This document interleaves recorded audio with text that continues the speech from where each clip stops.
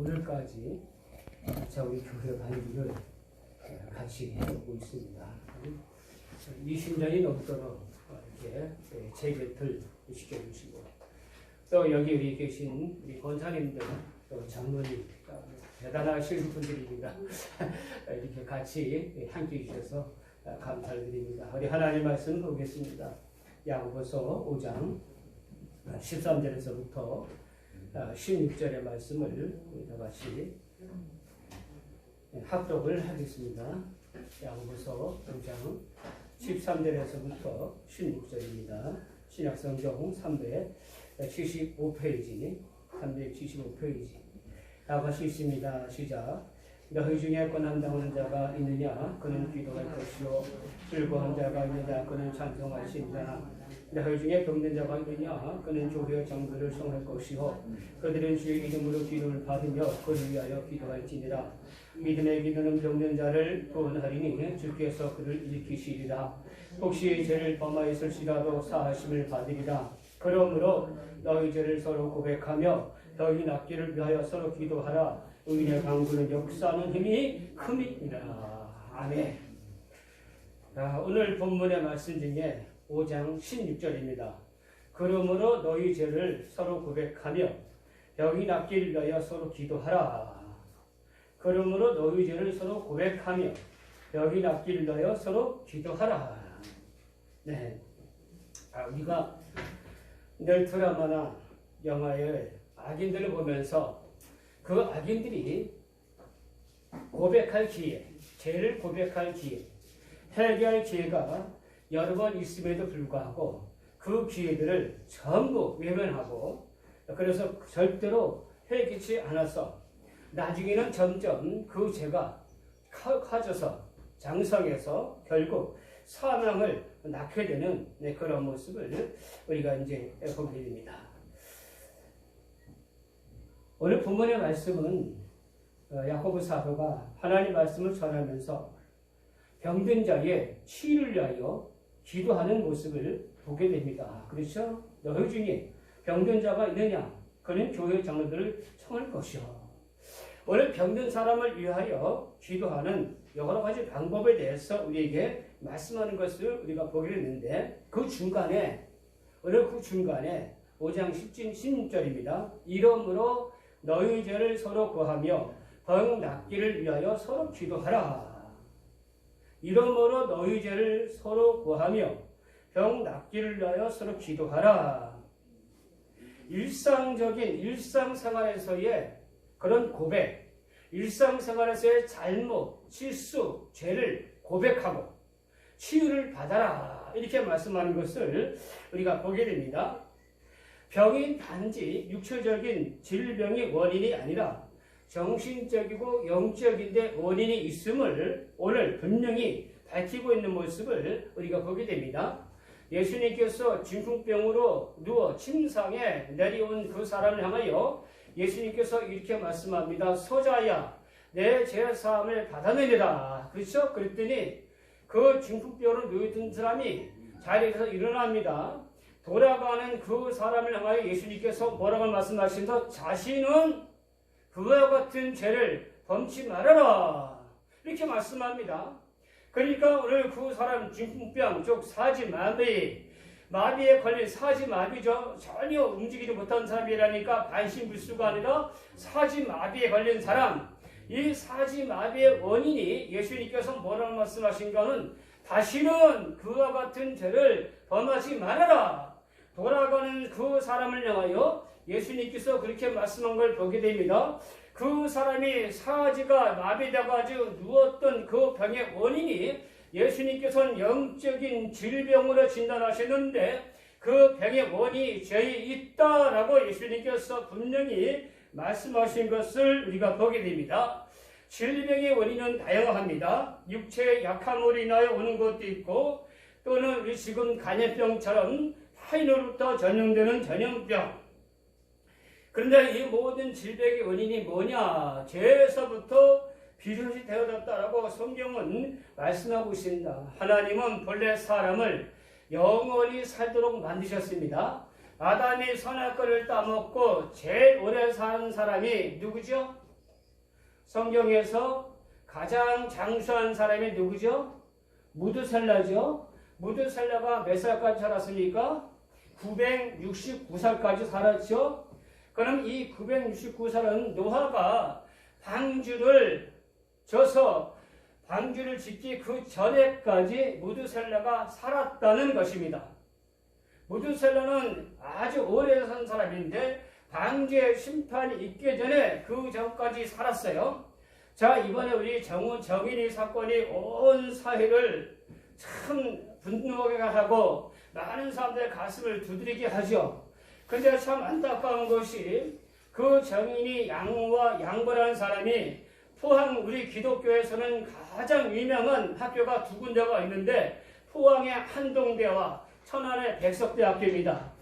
그런데 이 명문대 포항의 한동대를 나온 한동대 출신들이에요. 한동대 대학을 나오고 한동대 대학원을 나온 사람입니다.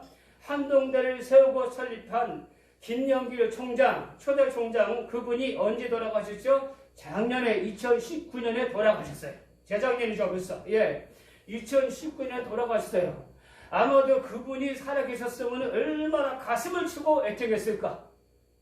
우리 학교에서 기른 제자가, 예수의 제자가, 하나님을 믿는 신실한 믿음의 가정의 자녀들이 그런 엄청난 죄를 지었다.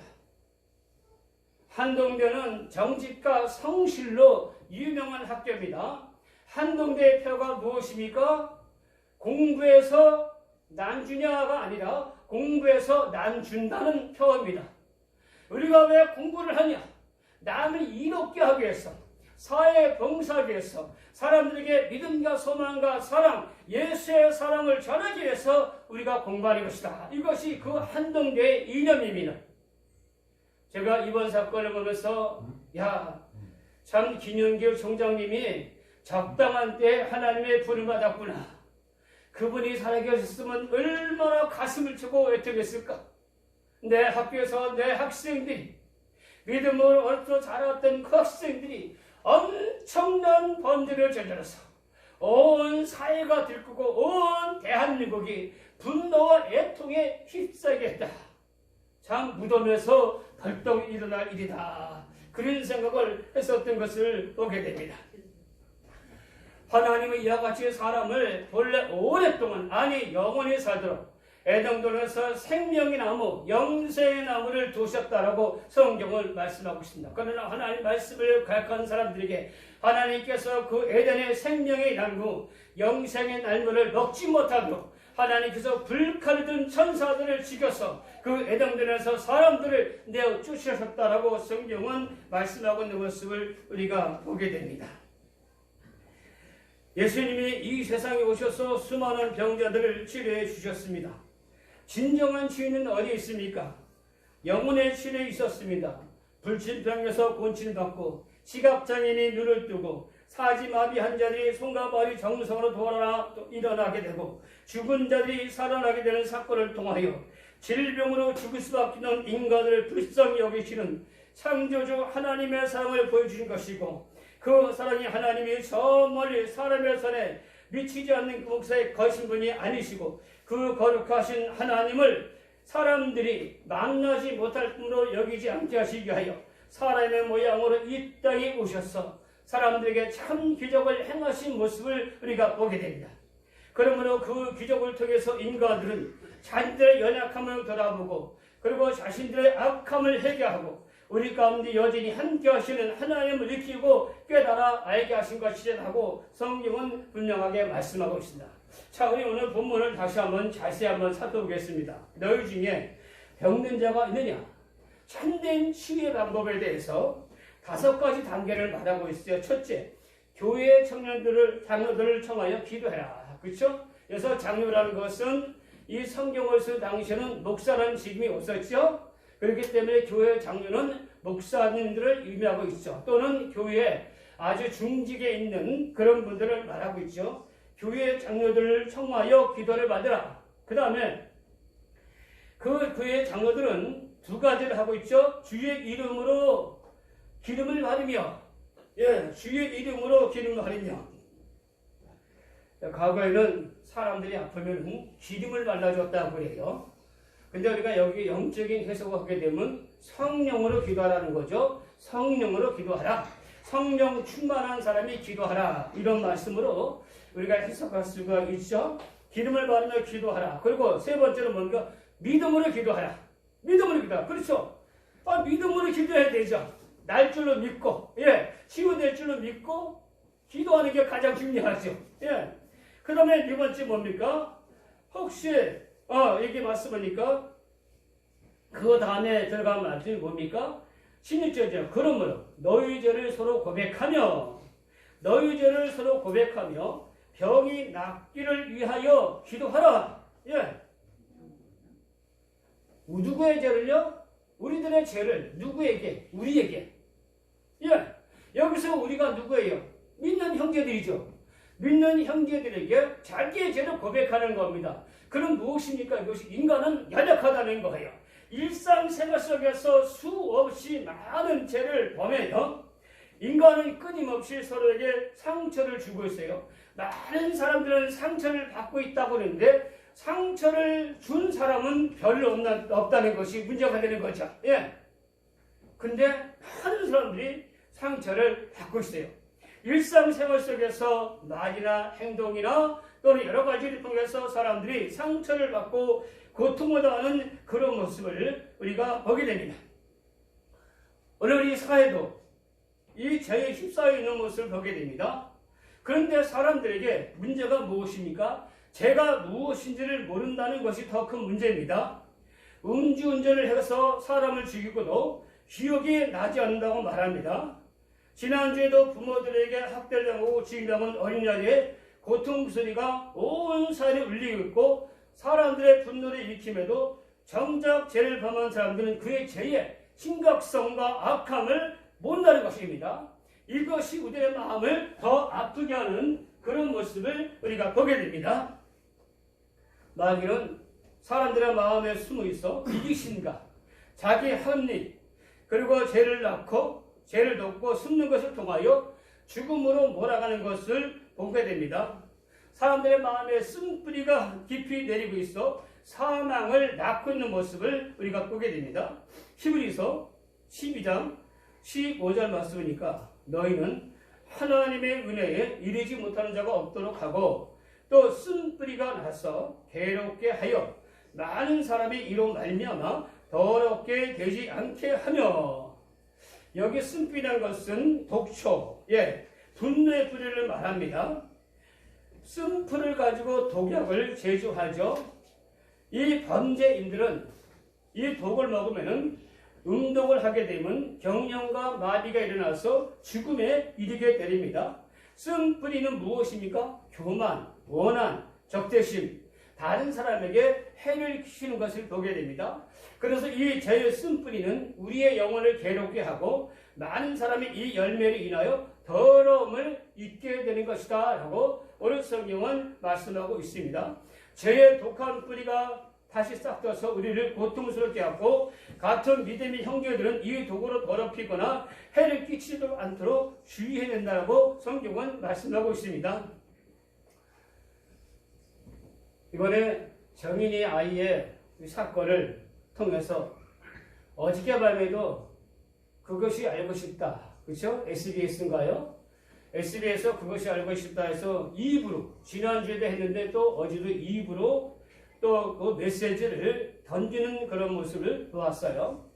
저하고 사모님하고도 보다가 너무 밤늦게까지 하는 것 같아가지고 그만 끄고 잠을 잤는데 전 나름대로 하나님이 이 사건을 통하여 신앙의 노래로 우리 믿는 사람에게 주는 메시지가 무엇인지를 깊이 생각해 봤습니다. 정의를 6개월에 입양해가지고 10개월 동안 그 아이를 모진 학대를 가하다가 결국에는 그 아이를 발로 밟아서 창자가 다 터져서 그 몸 안에 있는 그 피의 혈액이 그 어냐의 면의 피의 혈액이 예를 들어서 한 700ml 정도 되는데 670ml가 다 쏟아졌다는 거예요. 그래서 그 아이는 그 고통 속에서 죽임을 맞게 됐습니다. 참 그 소식을 듣고 그것을 볼 때마다 그 아이를 생각할 때마다 눈물이 나오는 것을 억지로 참아 있습니다.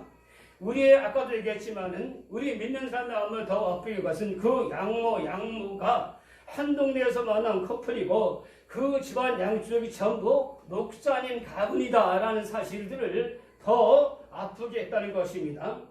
아이를 부검한 부검의 의사는 예의 없이 이 부검이는 절대 자기 감정을 그 보고서에다 쓰지 않는데 이 사람은 보고서에다 한 줄 썼다고 그래요. 뭐라고 썼는가 하면 정인이가 제대로 말할 수 있었다면 정인이는 이렇게 말했었겠습니다. 저를 제발 좀 죽여주세요. 저를 제발 좀 죽여주세요. 10개월 동안 얼마나 아이가 학대를 받았는지 온몸의 뼈가 다 부셔졌다 붓고 안에 내장이 떨어졌다 부셔졌다 붓는 그런 고통 속에서 애는 웃지도 못하고 울지도 못하고 그래서 그 아이는 남들이 볼 때 순한 아이로밖에 보일 수가 없었습니다. 애는 몸 안에 너무나 고통이 심했기 때문에 울 수도 없고 울을 수도 없었습니다. 그렇게 아이는 모진 학대를 당하다가 결국 죽임을 당했어요. 그 아이가 말할 수 있었다면 엄마 제발 날 좀 죽여주세요라고 말했을 것입니다.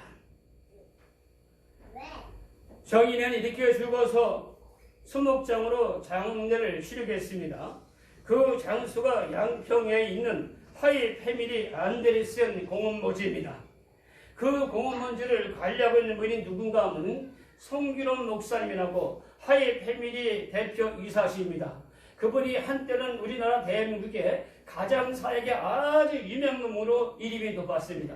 지금은 그분이 거의 은퇴해서 이제 나이가 드니까 양평의 어린아이들을 위한 공원모지를 만들어서 그 어린아이들을 받아서 거기 장사를 지내주고 그 아이들을 유리해주는 그런 사역을 감당하고 있었습니다. 이분이 정인이의 마지막을 보듬어준 목사님이 되었습니다. 처음에는 정인이가 누군지를 몰랐습니다. 방송과 언론에서 그 아이가 어떤 아이인지를 알게 되었습니다. 성기는 목사님이 이렇게 말했습니다.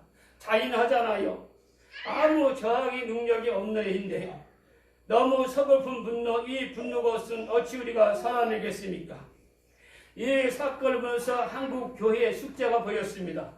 모든 가족 번제야말로 가장 극악한 번제입니다. 치유되지 않는 가정, 상처를 안고 가는 가정도 남의 문제로 보지 말고 우리 자신의 문제로 다시 돌아와야 합니다. 우리의 신앙이 껍데기 신앙이 아닌가? 우리의 신앙의 본질이 무엇인가? 그것은 가정의 천국을 이루는 것입니다. 여기 속죄해야 할 한국교회 민낯이 숨어 있습니다. 우리는 이 사건을 보면서 인간의 악함과 연약함을 다시 보게 됐습니다. 실제로 인간의 너무나 악한 모습을, 몸서리쳐지는 모습을 우리는 그 학교 사건 내 죽음의 사건을 보면서 깨닫게 되었습니다. 저는 그 사건을 보면서 제가 과거에 저지른 실수와 잘못과 허물이 보여졌습니다. 정인이에 강한 그 양부모와 양모의 그런 학대 모습이 저의 모습으로 펼쳐졌습니다. 저는 가슴을 치고 회개했습니다. 제가 지난날 미숙해서 성장하지 못해서 말로나 행동으로 잘못을 했다면 그래서 의사들은 말하기를 그 과정에서 가장 큰 피해자가 누군가 하면 정인이의 언니입니다. 정인이의 언니는 정인이가 당하는 학대를 다 보았습니다. 죽음에 이르는 가정을 다 봤습니다. 누가 가장 피해자입니까? 바로 주 정인이의 언니입니다. 우리가 가정에서 일어나는 이런 말로 인한 상처 폭력이 우리 자녀들에게 얼마나 심각한 문제를 일으키고 우리 자녀들에게 얼마나 해악한 악한 일을 벌이는 일을 보면서 나는 나 자신의 잘을 보면서 하나님이여 하나님 내가 잘못했나이다. 내 죄가 기억이 난다이다. 내 상처가 내 우리 가정의 부부가 가정 부부 싸움을 인하여 우리 자녀들에게 악한 영향을 끼쳤습니다. 우리 자녀들에게 선한 영향을 보여주지 못했습니다. 주여 나의 죄를 용서하여 주옵소서.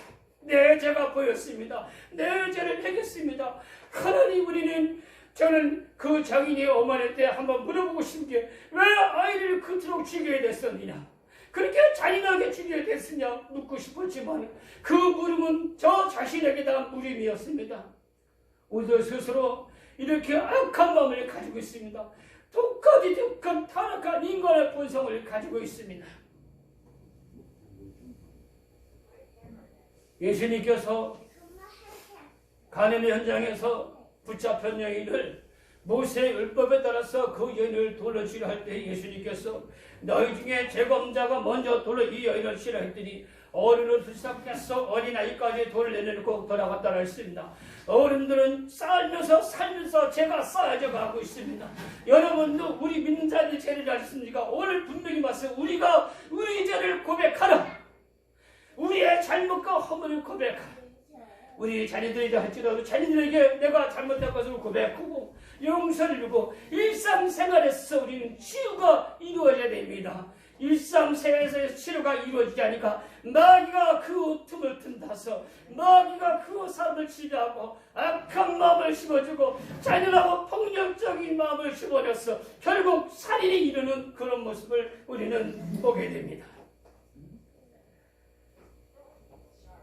그에게 성도들이 죄를 보면은 짐승을 가뜨리고 나서 양과 염소와 송아지 머리에 안수하여 하나님 기도합니다. 하나님, 내가 도둑질을 했습니다. 하나님, 내가 간음을 했습니다. 이 죄를 이 짐승의 일에 옮깁니다. 하나님, 내 죄를 용서해 주세요. 그 죄 때문에 죄 없는 짐승들이 눈물을 흘리면서 소리치면서 죽어갔습니다. 피를 흘리면서 목이 잘라지고 사지가 절면서 죽었습니다. 누구 때문에 그 어린 짐승들이 죽었습니까? 바로 나의 죄 때문에, 우리의 죄 때문에 그렇게 죽어댔습니다. 근데 이스라엘 백성들이 오랫동안 제사를 지다 보니까 이게 귀찮은 거예요. 그래서 종 불러가지고 야야 개똥아, 네가 내 대신 동물을 끌고 가서 하나님께 번제를 드려라. 자기는 하나님께 나오지 않고 자기는 하나님께 기도하지 않고 사람들을 시켜서 제물을 받지 시작했어요. 그래서 하나님께서 말씀했어요. 야야, 나는 피 기름에 아주 쩔었다. 나는 피 냄새가 지겹다. 내가 진정 원하는 것은 너희의 애통하는 심령이다. 너희가 너희의 죄를 알고 회개하는 심령이다. 사랑하는 복되게 성도 여러분들이, 우리가 이 주일날 왜 나왔습니까? 우리가 하나님의 말씀 드릴 때 우리의 죄가 기억이 나서 그 장인이 부모의 죄가, 그 학교의 죄가 누구의 죄가 아니고 바로 우리들 자신들의 모습인 것을 알고 하나님 오늘도 예수 피로 우리를 살자여 주옵소서. 우리 일상생활에서 우리가 지는 모든 죄를 용서하여 주옵소서.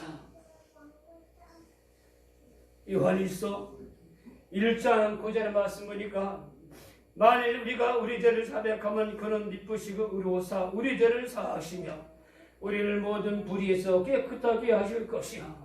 나의 죄가 아니라 우리의 죄를 자백하면 그는 미쁘심으로써 우리를 죄를 사하시며 우리를 모든 불의에서 깨끗하게 하여 주실 것이라고 성경은 말씀하고 있습니다.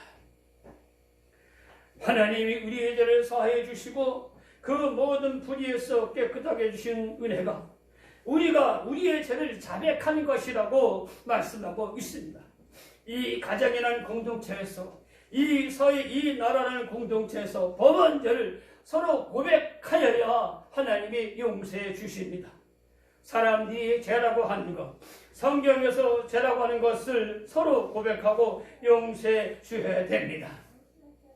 사랑하는 성도 여러분들, 그래야 나도 살고 이웃도 살고 가정도 살고 나도 살게 되는 것입니다.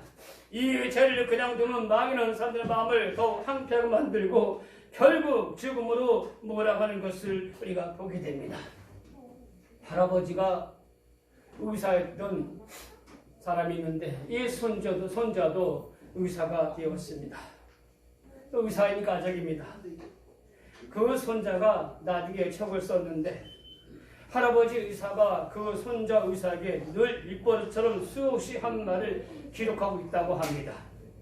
얘야, 너는 환자를 만나면 늘 미안합니다 라고 속지 않은 마음으로 환자를 대해야 한다. 왜요?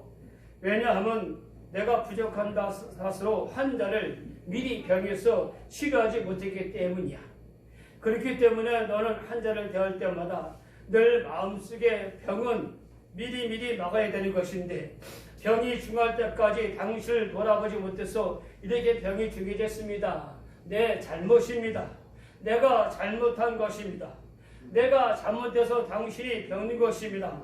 그러니 죄송합니다. 이런 마음으로 환자를 돌봐야 한다고 권면을 하였다는 것입니다. 여러분들 오늘 이 사회가 병들었습니다. 이 사회가 확대하는 질병으로 이 사회가 온통 범죄로 터지고 있습니다. 누구의 죄입니까? 우리가 미리 막지 못한 죄입니다. 이제 우리 그리스도인들은 우리들 이기적이고 자기중심적이고 자기 합리화로 살던 껍데기 같은 신앙을 예수님의 이름으로 속죄함을 받아야 합니다. 서로 죄를 고하는 것이 이 사회의 온갖 악한 영적 질병 속에서 깨끗게 하는 것입니다. 죄를 고백함으로 죄 상처를 낫게 하고 이 사회가 사랑과 정이 넘쳐주는 그리스도의 나라가 될 줄로 믿습니다. 하나님 아버지 감사합니다.